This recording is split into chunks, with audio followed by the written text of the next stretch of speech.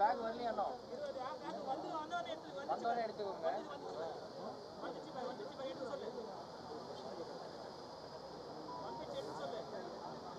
சொல்லு.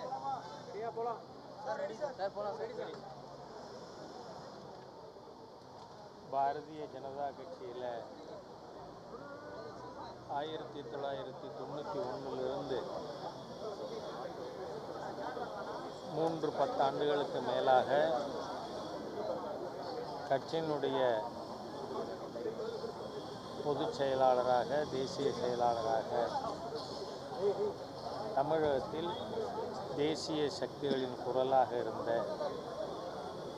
அண்ணன் இல கணேசன் அவர்கள் மறைந்து விட்டார் என்பதை நம்ப மனசு மறுக்கிறது. 1975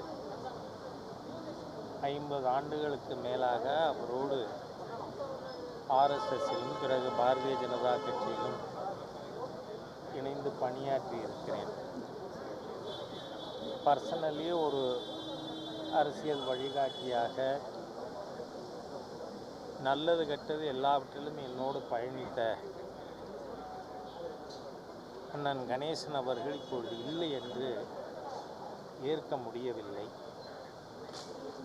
அவர் தமிழ் மொழியின் மீது தாழாத பற்று கொண்டவர்.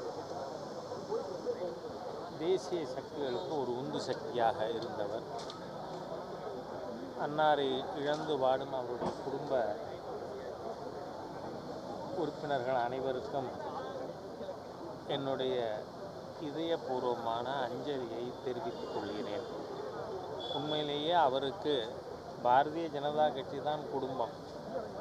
அந்த மாதிரியாக இன்றைக்கு அவருடைய வழிகாட்டுதல் இல்லாமல் அரசியலிலே தத்தளித்து கொண்டிருக்கின்ற பாரதிய ஜனதா கட்சியினுடைய உறுப்பினர்கள் அனைவருக்குமே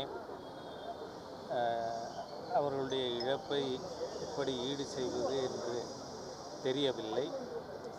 அண்ணன் இல கணேசன் அவர்களுக்கு சரியான அஞ்சலி என்பது தமிழகத்தில், ஏன்னா தமிழகம் எப்பொழுதும் தேசியத்தின் பக்கம்னு காயின் பண்ணதே எல்ஜி தான்.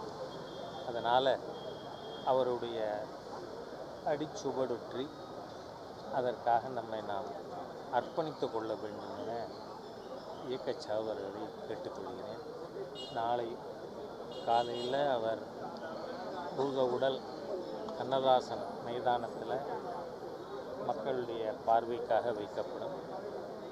3:30 மணிக்கு இறுதிச் சடங்குகள் துவங்கப்பட்டு பெசன்ட் நகர்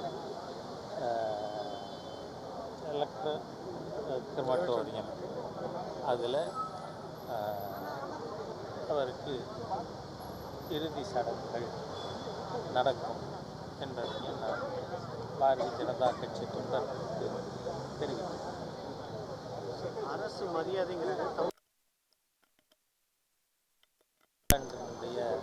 ஆளுநர். ஆகவே அரசு மரியாதைன்னா நாகாலாந்து கவர்மெண்ட் தான். தமிழக அரசினுடைய ஒத்துழைப்பு மிக சிறப்பாக இருக்கிறது. அதிலும் ஹெல்த் மினிஸ்டர் மா சுப்பிரமணியம் அவர்கள் ஏற்பாடுகளை அவரே இருந்து டைரக்ஷன்ஸ்லாம் கொடுத்துருக்கார்.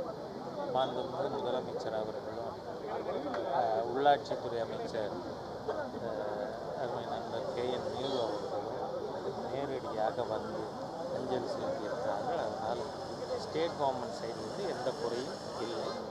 We have got fullest cooperation. Thank you.